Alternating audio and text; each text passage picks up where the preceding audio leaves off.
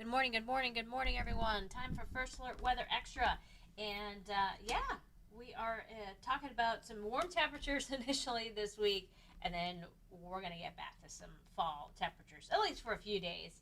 So let's just talk about yesterday because it was kind of crazy. We got up to 85 degrees, and as you see more red.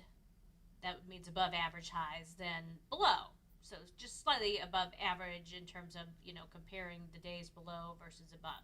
Maybe a few more days above.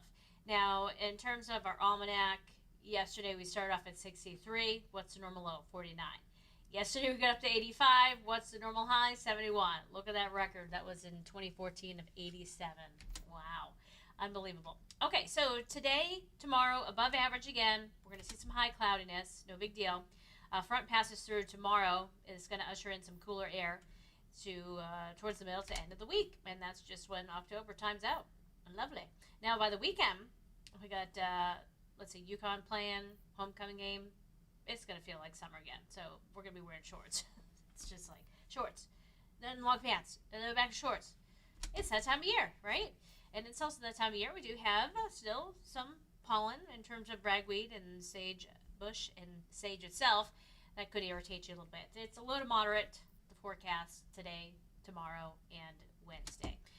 Afternoon highs, as we just saw, should be at 70 degrees, and we are going to be above that. Now, where it's going to be a little lower would be New London because of that wind off the water. Otherwise, it's mid and upper 70s to near 80 with that filtered sunshine. So let's talk about the temperature. We should be, certainly at that 70-degree mark, and we're more like in between early September, so to say, to mid, above average. Let's talk about that front. Remember, that's going through tomorrow, and this front will just be the marker to keep any tropical system away. It's going to help usher in some cooler, drier areas. That high pressure system from Canada moves in, and it will cause, because of the close proximity between that high and the hurricane, you can see those lines. See those lines? Yeah. Not the ones that are moving. Those are squiggly little arrows. That's wind flow. But the lines, see how close they are together? Those are pressure lines, and so we call it a tight pressure gradient when they're close together, and that means that the wind is just stronger. That's all you need to know. So when they're really spaced out, it's light winds. Where are they spaced out the most? Right under an area of high pressure, but we won't be quite under that midweek. But that high and the front, everything keeping those tropical systems away from us. Now, the future track of major hurricane Umberto is for the center, the worst weather, to move east of Bermuda, and then it will start to turn out to sea. So just some squally weather from Bermuda. Well, you will notice with Imelda, it's a tropical storm right now, and then it's going to follow a similar track due to the Fujiwara effect to the east. It's just kind of going to follow the track of the stronger of the two storms. So definitely they have an influence on each other, but usually, you get a situation where the stronger one, the weaker one will follow it. On occasion, sometimes it will cause that one to completely weaken or, absorb it. That's not going to be happening this go around. But the track of it puts it across Bermuda as a Cat 1 hurricane. So Bermuda will feel some impact, certainly, from Umberto, but certainly also from the future of what would be Hurricane Imelda. But us, it's high pressure. And surfers, those that just like to go to the beach and check out waves and take pictures. That'd be me, but it's a little far away, and I'm not going to be able to make it tomorrow because I'm working. But nonetheless, I will live vicariously through others. So we have a small craft advisory tomorrow, and that's for the Rhode Island Sound and also for Block Island.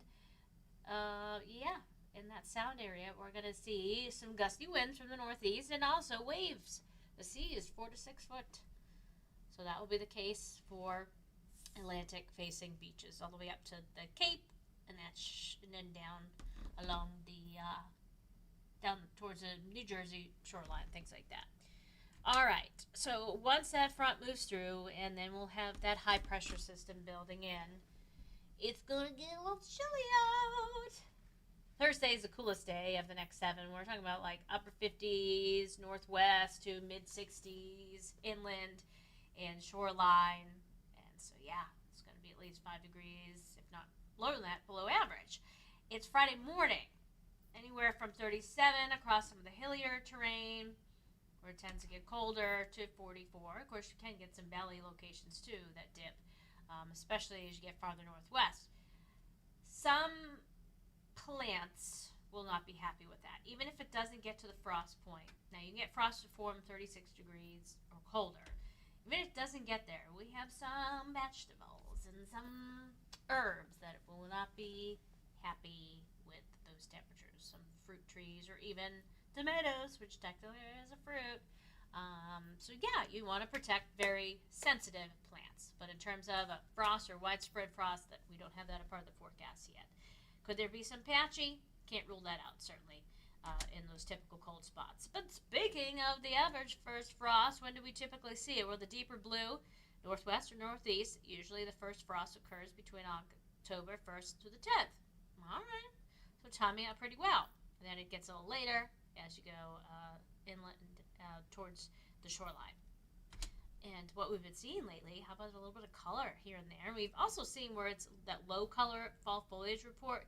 Some of that's been a little bit higher down towards the shoreline just because of the drought situation. I was in Niantic on Saturday, and I was like, ooh, there were some pretty little trees. So, yeah, it's changing across our area. Of course, the farther north you get a lot more color, and nearing peak in a few spotty locations. In the next 7 days, we will start to see more color, and it'll still be on the low side, maybe slightly getting, nearing a little bit more coverage of color to the northwest, across Hartford County in the northeast, across Litchfield County. Rain chances. Pitiful. So, our mums, anything else we want to keep alive? We still have pumpkin plants. I list off the things that are in my garden, when I think about it. Potted plants, anything like that, you're going to have to do the watering. It is going to be very dry. Comfort index, we're in the pleasant range with the dew points in the 50s, and then they drop. Once that high gets here, it's like, they go off the scale and stay off the scale. Now, in terms of that rain, we talked about it, looking pretty pitiful, 6 to 10 days out, and 8 to 14, so going into a drier pattern. That's not going to help the drought situation. Of course, Thursdays, we get an update on the drought and factor in last week's rain to see if it helped us out or not. So we'll have to wait and see. All right, so we're back to the highs and lows. What's normal? 49 for a low, 70 for a high.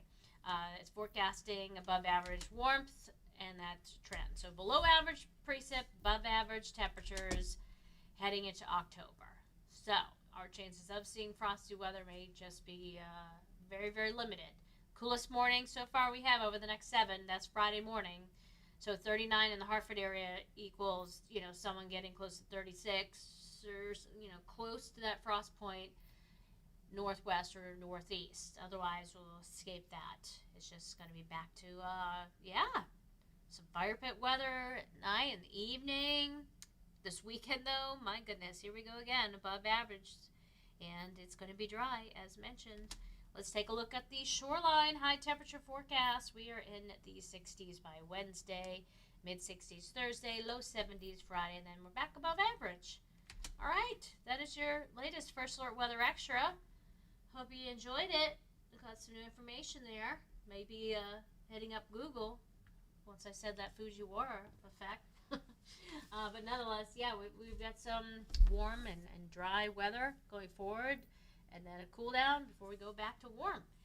We'll have another update on this forecast in depth. Another First Alert Weather Extra. You know what time, 9:30 tonight with Mike.